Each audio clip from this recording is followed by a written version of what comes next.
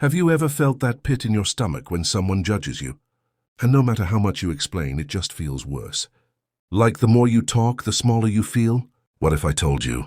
The moment you stop defending yourself, everything changes. People start seeing you differently.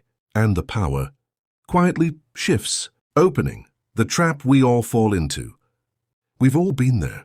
You're sitting in a meeting, or maybe it's a casual conversation with a friend, and suddenly a comment hits you. Not a harsh one, not even intentionally cruel, but it lingers. Maybe it's a critique about your work. Maybe it's something about your personality. Or maybe it's just the way someone looked at you, the way their tone made you feel small. And instantly something happens inside you. Your heart speeds up. Your mind races. You feel that pressure, like you have to explain yourself. You scramble to justify, to clarify, to make them understand. You tell yourself, if they only knew the truth, they'd get me. They'd see I'm right. Sound familiar? Here's the thing. The moment you start explaining, the moment you defend yourself, you give them something far more valuable than your words. You give them your power. You step into their courtroom and suddenly they are the judge and you are the defendant. Every gesture, every word, every pause, it's under their scrutiny. And no matter how logical your argument, no matter how right you are, it doesn't feel like you're winning. You feel smaller. You feel exposed. And the more you try to convince them, the more trapped you feel. Why do we do this? Why do we fall into this trap? Because it's built into us. From childhood, we were taught to explain ourselves to authority figures, to avoid punishment, to be seen as good, to keep the peace. Remember standing in front of your teacher, trying to explain why you didn't do your homework or why you were late. Remember trying to convince your parents that it wasn't your fault. That instinct, explaining, justifying, defending, doesn't magically disappear when we grow up. It just hides behind adult responsibilities, work stress, relationships, social media interactions, and it quietly steals our power. The worst part? Most of us don't even notice it. We think we're being responsible or fair or reasonable. But in reality, every time we explain ourselves, we hand someone else control over our energy, our emotions, even our sense of self. Here's the truth. Defending yourself doesn't make you stronger. Explaining yourself doesn't make you right. And the moment you understand this, that's the first step toward reclaiming your power. That's when the game begins. The trap of validation. So, now that we've seen how defending yourself puts you in someone else's courtroom, let's take a closer look at why we do it in the first place. It all comes down to validation. From the moment we are children, we are taught that being seen, being understood, being approved of is what keeps us safe. We learn to explain our mistakes, justify our actions, and seek reassurance from authority figures, teachers, parents, older siblings. Think about it. As a kid, you spilled something on the floor. What did you do? You didn't just say nothing. You explained. You tried to convince them it wasn't your fault, or that it was an accident. You wanted to be understood, to avoid punishment, to earn approval, and it worked, most of the time. Fast forward to adulthood, and that same instinct hasn't disappeared. It just looks different. Now, when someone criticizes you at work, questions your decisions in a relationship, or even subtly judges you online, that old pattern kicks in. You explain yourself. You justify. You defend. You hope deep down that if you can just make them understand, you'll be accepted, approved, or respected. But here's the hard truth. Seeking validation like this isn't harmless. Every time you do it, you're giving someone else the role of judge in your life. You're saying, without even realizing it, you have the right to determine my worth. And what do we trade for that approval? Something far more precious than their opinion. Your personal power. Here's what most people don't see. The drive to be understood often overrides the drive to be respected. We get caught up in explaining, in making excuses, in being reasonable. But respect, real respect, doesn't come from explanations. It comes from presence, confidence, self-awareness. Let me give you an example. Imagine you're in a meeting and your boss questions your work. Most people immediately start explaining, point by point, defense after defense, trying to prove themselves right. But the more they explain, the smaller they feel. The more they talk, the more they reveal uncertainty. Now imagine a different approach. Instead of defending, you pause. You acknowledge the observation without justifying yourself. You respond calmly, without apology, without over-explaining. That subtle shift, the refusal to seek validation, changes the dynamic entirely. Suddenly, you aren't trying to earn respect. You already have it, because your power comes from your own self-assurance, not someone else's approval. The trap of validation is invisible. It's quiet, and it's everywhere. We don't realize we're in it until we stop explaining ourselves. And when we do, that's when the shift begins. That's when people start noticing your energy differently, your presence differently, your confidence differently. The power of silence.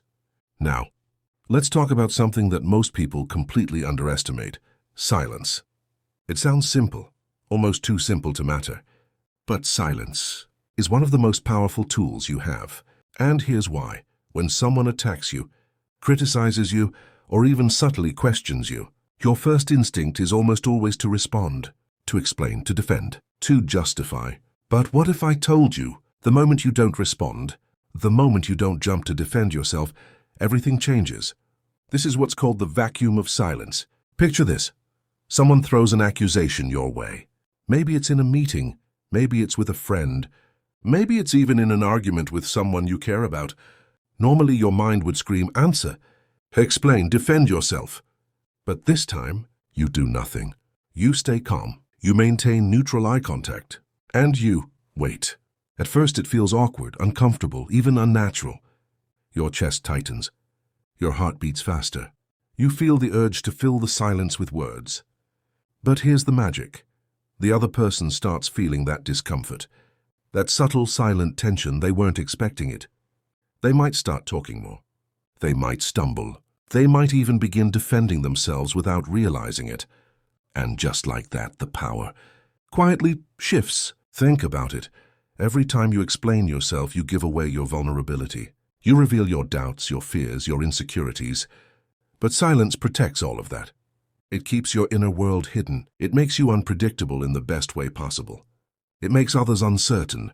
And in human interactions, uncertainty often creates respect or even fear, because people naturally step back when they don't know how you'll respond. Let me give you a real-life example. Imagine a colleague says, "I don't think you're capable of handling this project." Most people would start explaining why they are capable, listing achievements, proving themselves. But imagine you just pause, look them in the eye, smile slightly, and say, "Nothing." The silence stretches. Almost immediately, the colleague feels it. That uncomfortable tension. They might repeat themselves, justify their statement, or even backtrack. Suddenly, you're in control. You didn't say a word, yet the dynamic has changed. Silence is not weakness. It's a shield. It's a mirror. And it's a subtle signal that you are grounded, confident and untouchable in that moment. It's a technique that feels counterintuitive, because we've been taught to fill silence with words, to defend ourselves at all costs. But the truth? The more you resist that urge, the stronger you become. Agree and amplify. Now silence is powerful, but sometimes words are unavoidable. Sometimes a comment or an accusation hits you, and you have to respond. Most people make the mistake of defending themselves. They explain, justify, argue, and the dynamic stays the same. You remain in the other person's courtroom. But here's a secret: you don't have to push back. You don't have to argue. You can respond in a way that flips the power entirely. This is called agree and amplify, or what some call the Jester's dagger. And it works like this. When someone attacks you, instead of getting defensive, you exaggerate the accusation until it becomes absurd. Let me give you an example. Someone says, "You're always late." Most people would mumble an excuse, "I'm sorry. Traffic. I tried to leave early." But imagine responding with a smile. "Absolutely. I was actually planning to arrive even later today, just to make an entrance." Notice what happens here. You didn't fight. You didn't defend. You didn't apologize. Instead, you turned the criticism into something playful, almost ridiculous. And that playfulness, it signals confidence. It shows that you are unbothered, untouchable, and in control of the interaction. Here's another one. Someone says, "You're too sensitive." Most people would nod nervously, try to explain or defend themselves. But you could respond with, "You're right. I've been thinking of starting a sensitivity masterclass. I teach the art of feeling deeply." It's humorous, it's bold, and it completely changes the energy of the conversation. Suddenly, the other person's judgment loses its weight because you control the frame of reality. You've turned their criticism into a joke, a playful exaggeration, and you come out on top. The key here is not to humiliate anyone. This isn't about putting others down. It's about showing amused mastery. You're telling the world, without saying it outright, "Your words don't define me. I define myself." And emotionally, it's liberating. You feel lighter because you're no longer carrying the burden of defending yourself. You've reclaimed your energy, your confidence, and your presence. And that is magnetic. People notice. They respect it, even if they don't consciously understand it. This technique works in all areas of life. Work, relationships, friendships, even online. Anytime someone tries to corner you with words, agree and amplify. To make it playful, make it absurd, and watch how the power subtly shifts. Seizing the role of judge. Now, let's talk about something that most people completely miss. In every conversation, every argument, every confrontation, the person asking the questions holds the power. Think about it. If someone asks you a question, "Why didn't you finish this?" Or "Why are you acting this way?" What do you usually do? You answer. You explain. You justify. You try to prove yourself. And in that moment, you're giving them control. You've stepped into their frame. You are the one under scrutiny. You are the defendant in their courtroom. But here's the secret. You don't have to play that role. You can flip the dynamic. You can seize the role of the judge. How one simple way is to answer a question with a question. For example, someone says, "Why didn't you finish the project on time?" Instead of explaining, you could ask, "I'm curious, what's making this deadline feel so urgent to you right now?" Suddenly, the spotlight shifts. They start reflecting on themselves. They start justifying their urgency, their tone, their criticism. The pressure subtly moves off you and onto them. Another approach is to analyze their behavior, not your own. Someone criticizes you, saying, "You always mess things up." Instead of defending yourself, you could respond, "It sounds like you're frustrated. What's making this situation feel so tense for you?" Notice what happens here. You are no longer reacting. You are observing. You are guiding the conversation. And psychologically, that shift is huge. People naturally respond to calm, confident observation. They can feel it, even if they don't consciously realize it.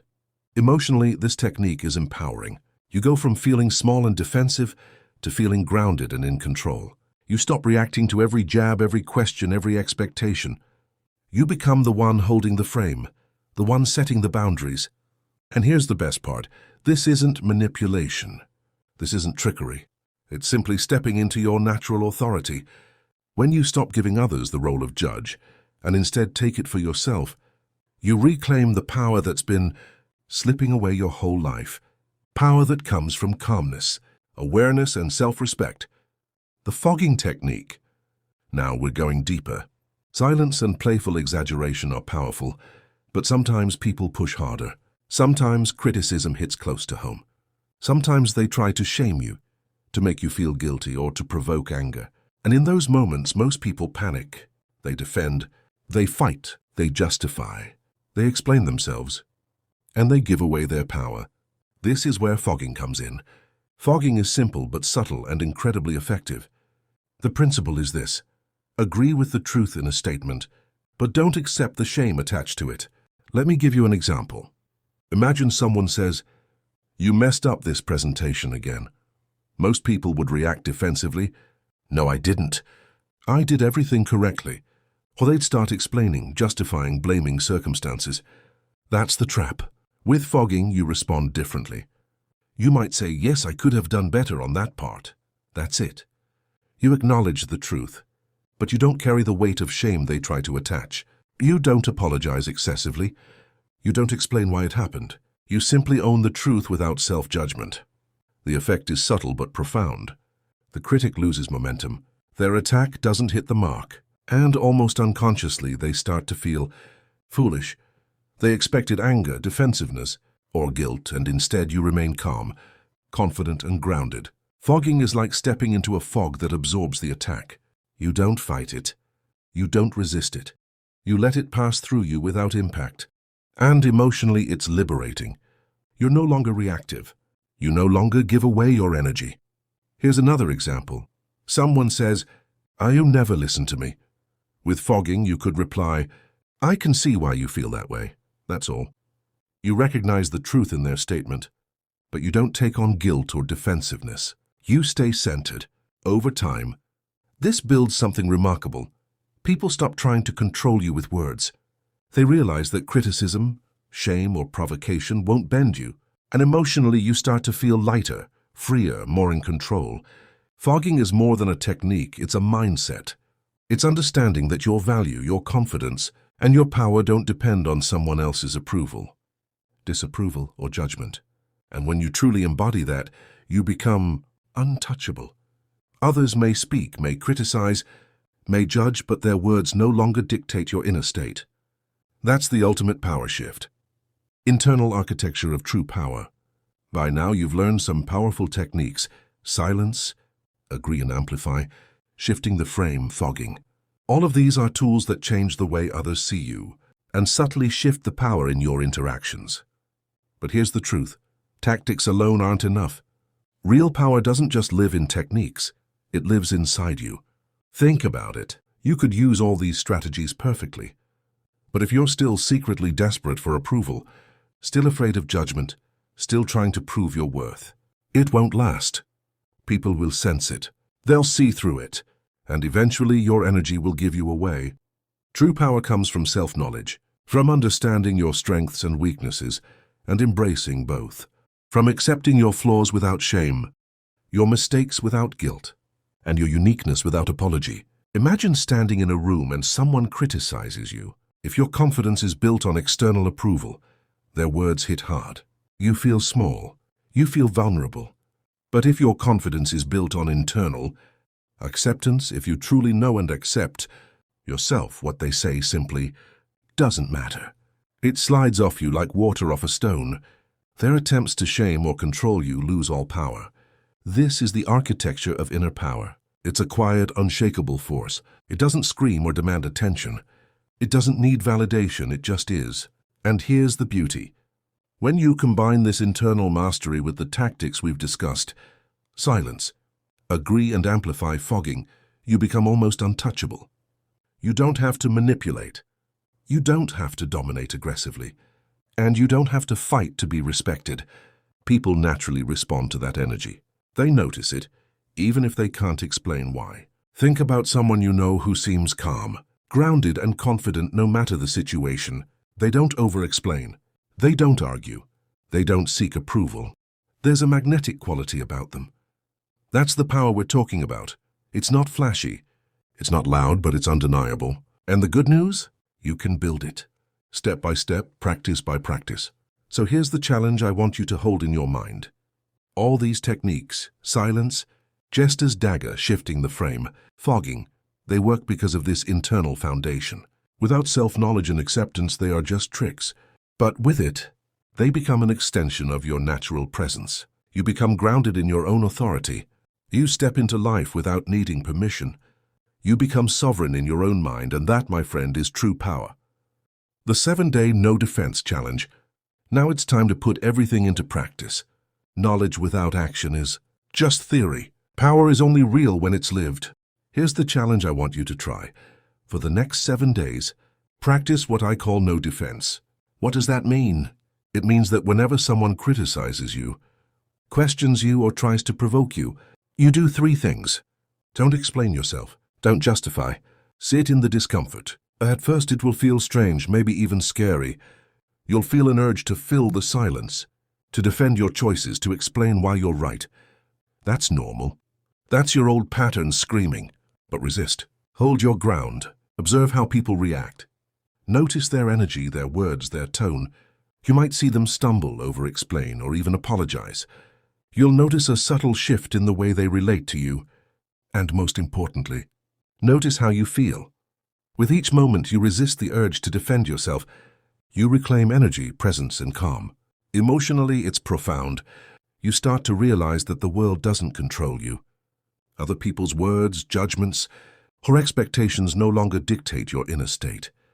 You begin to step into a new version of yourself, one that is grounded, confident, and untouchable. And here's the best part. This isn't about power over others. It's about power over yourself. When you master that, everything else naturally changes. Conversations, relationships, even conflicts, they all feel different. You feel different. You are different. I want you to try this for 7 days. No exceptions. Notice what changes. Notice the subtle shifts in respect, in influence, and most importantly, in your own sense of freedom. Because when you stop defending yourself, you stop giving your power away. And that, my friend, is when the real transformation begins. So let's recap.